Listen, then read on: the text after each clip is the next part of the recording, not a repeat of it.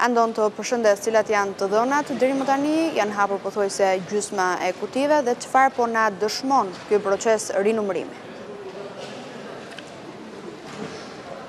Janë rinumëruar deri më tani 515 qendra votimi ose le ta themi 202.000 vota për qarkun e Tiranës dhe rezultatet deri më tani janë këto, janë gjetur vetëm 112 vota më pak se sa ato të regjistruara në numërimin fillestar, pra nga 202.000 vota janë gjetur vetëm 112 vota më pak, është rritur numri votave të pavlefshme, tashmë kemi rreth 500 vota më shumë të pavlefshme dhe 400 vota më pak të vlefshme.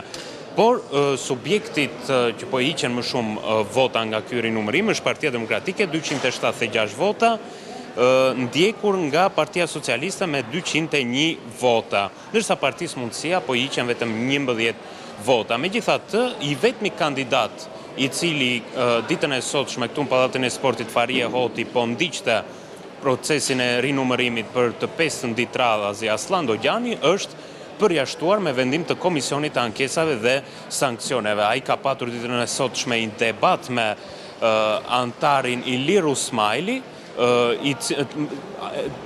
ishte Aslan Dogjani në fakt që pretendonte për një vot të cilin e pretendonte të vlefshme, por KAS vendosi të ishte e pa vlefshme, ka patur një debat me Rusmajlin, ndërkohë Komisioni i Ankesave dhe Sanksioneve ka marrë vendim dhe i ka kërkuar ndihmë policisë së shtetit për ta larguar nga Pallati i Sportit Farie Hoti me pretendimin se ka kërcënuar antar të Komisionit të Ankesave dhe Sanksioneve, ka intimiduar numëruesit të cilët janë staf i Komisionit Qendror të Zgjedhjeve dhe ka prishur rendin këtu në Pallatin e Sportit Farie Hoti. Madje Aslan Dogjani ka patur edhe një debat me antarin e propozuar të Partisë Demokratike në KAS, Elvis Shefën, edhe këtë fundit, ashtu si Rusmalin, ai e ka akuzuar se po i vjedhin vota edhe me rinumërimin e votave për qarkun e Tiranës. Megjithatë, deri tani Aslan Dogjani rezulton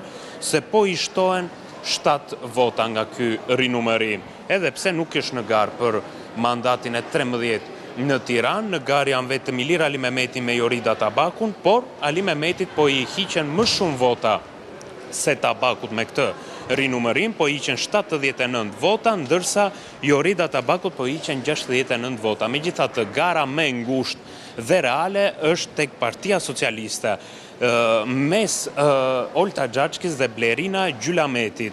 Kjo e fundit po shkurton ndjeshëm diferencat me kolegen e saj.